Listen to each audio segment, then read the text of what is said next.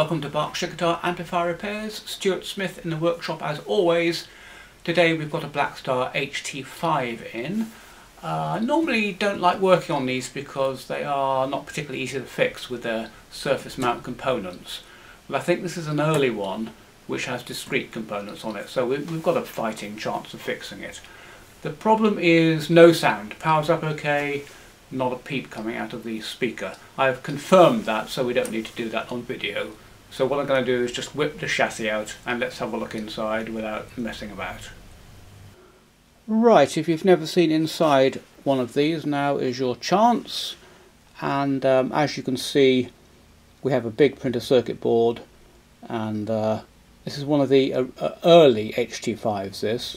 The later ones were all surface mount components, or mostly surface mount, so this is quite an unusual one to have the actual components here.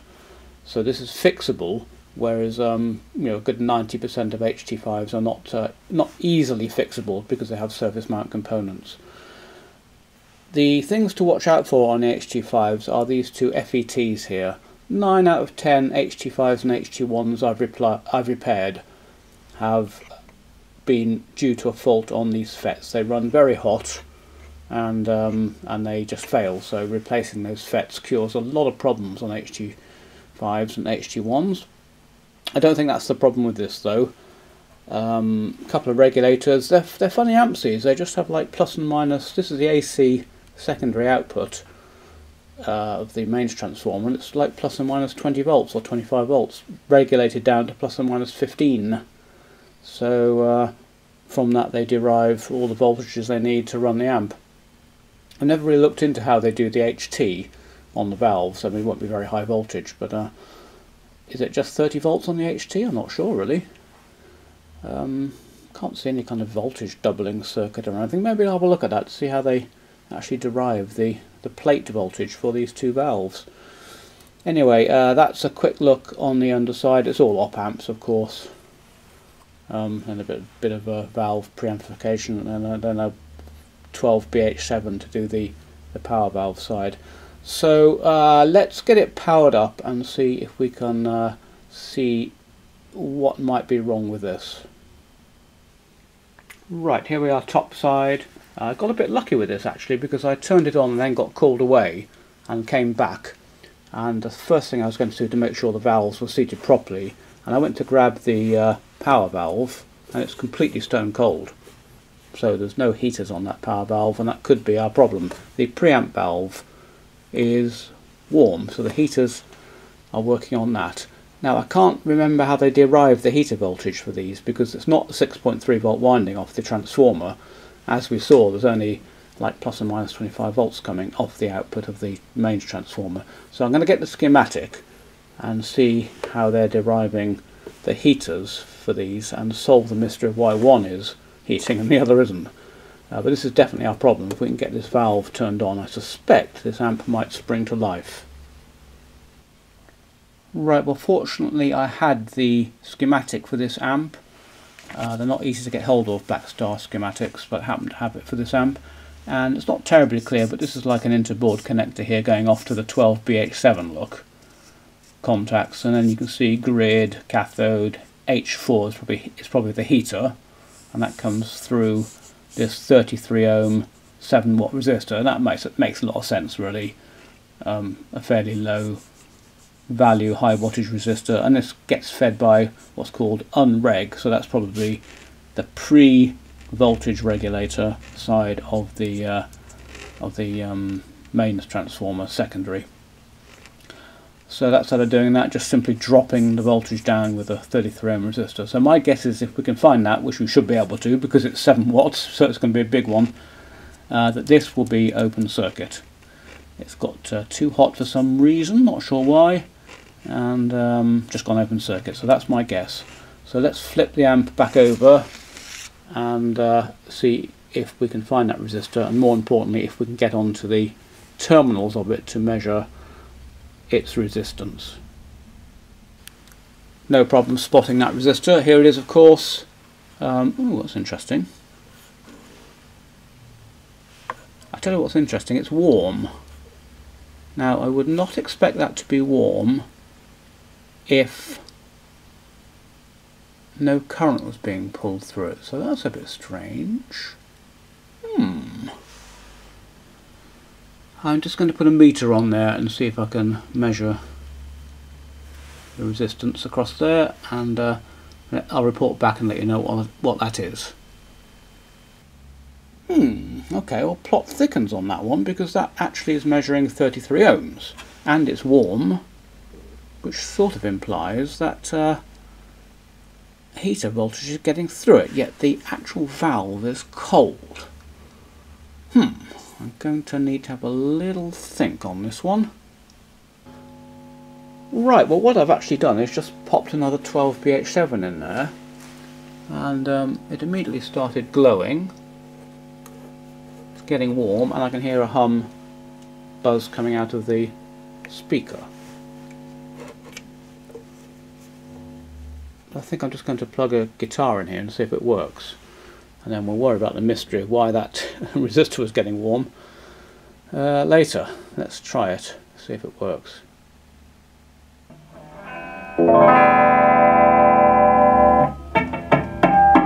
Yep, the amp seems to work fine. So that was just a faulty 12BH7 heater, which is unusual. Here's the faulty valve here. I still don't quite understand why that resistor there was getting warm, but the heaters were off, not glowing. No idea. Pass on that one. Letters and postcards gratefully received. What I'm just going to do now is, because this is a fairly simple fix, I think I'll keep the video. I'll publish the video just because it's quite interesting to have a look at the HT5 if you haven't done so before.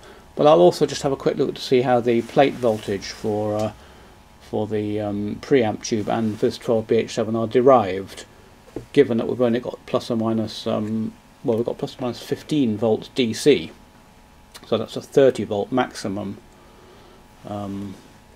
voltage available. Doesn't seem enough to me to drive either of those two. I've never really looked into that before. Before I do that though, I just want to say, let me just go and grab a board from a more modern HT5 so that you can see what I mean. Okay, here we go. Here's a faulty board I've stolen some components from a modern HT5. Basically the same, but yeah, a different layout. Here are the FETs, by the way, which give trouble, so they often need changing. So the reason I'm showing you this is because it's all surface mount. Look, here's the surface mount chips here. These are the op amps, all surface mount, and all these little dots of salt here are resistors and capacitors. So it's not really repairable at a component level. Not by me anyway. You need expensive pick and place equipment. It's just not worth bothering with. Yeah, you can change the resistor, you can change the FETs and a few things like that. But my point of showing you this is that I used to be able to buy a replacement board like this for £35 from Blackstart, and if I had a difficult component level problem, it was just much easier to change the entire board and get the amp going. And I've rescued many amps, maybe a dozen or maybe 20 HT5s or HT1s from landfill by replacing the board. Last year Blackstar said we're not producing any more of these boards, and I'm very upset about that, because that consigns thousands, maybe tens of thousands of these HT5s and HT1s to landfill.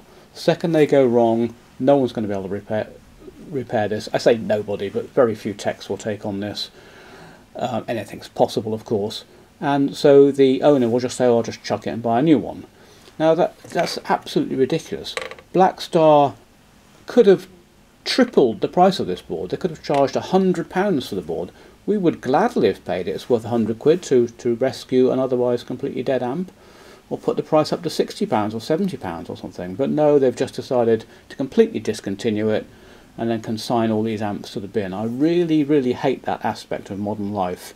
There's just no thought at all about environmentalism or, you know, saving hundreds and hundreds of pounds from the person who owns the amplifier. Almost all modern amplifiers have this kind of surface mount problem, and I'm seeing them more and more, of course, and fewer of them are repairable. So there you go, that's my moan. If anyone from Blackstar is watching this, I hope you take it on board. I doubt that you'll change your mind about it, but you know, it's just really upsetting to have to throw away a perfectly good amplifier for the sake of, you know, a £35 board. So there we go. Now what I'm going to do now is just going to have a quick look at the schematic again, and just for my own interest really, and hopefully yours, and find out how the plate voltages for these two valves are derived, because I'm intrigued. Alright, well, I was mistaken on this. There is an HT winding coming off the transformer. Kind of makes sense really. Goes through an HT fuse, gets a bit of smoothing and rectification, and produces what's called HT for the preamp and HT for the 12BH7. The reason I was fooled was because these three wires here come from the secondary of the mains transformer. When I looked under, I couldn't see any other wires coming out the secondary, but actually these red ones here also come out from the same hole, and these are the HT windings. So that's how they get the HT. Good. That all makes sense. Not a lot else to say really. They're nice little amps when they work. It's just annoying when they go wrong. They can be difficult, stroke impossible to fix if you have to get involved in the surface mount side of things. But as I say, most times it's these FETs here. Like 9 out of 10 Blackstar problems, change these FETs and maybe those resistors, and you're good to go. A couple of regulators, plus or minus 15 volts, measure on them to make sure you're getting plus or minus 15 volts. That would be another source of problem. There's our supply resistor. Look for the heater of the 12BH7. That's the equivalent of that resistor there. And obviously if you're getting no heaters, it is worth checking those. And yeah, that's pretty much it really. These interboard connectors can get a little bit dirty, so worth unplugging that, cleaning them, plugging them back in again if you get any problems. Good, well that's all we can say about this, a fairly simple fix. So there we go. I almost didn't publish this video because after all it's only a faulty valve and we changed the valve. But I think you might have found it a little bit interesting just because we had a look inside the HT5, which you might not have seen before, and also we had a look at how those heaters were supplied, which is probably interesting to you, and also how the HT voltage was derived. So nice little amplifiers, nothing wrong with them at all, nice and light, easy to carry, portable, quite a nice sound too. Good little amp actually, but Blackstar have decided not to support it, which means they're all destined for the skip, which I think is pretty outrageous. There you go, modern equipment these days, buy it and chuck it away. But anyway, there you go. I hope you enjoyed it, and I'll see you on the next video.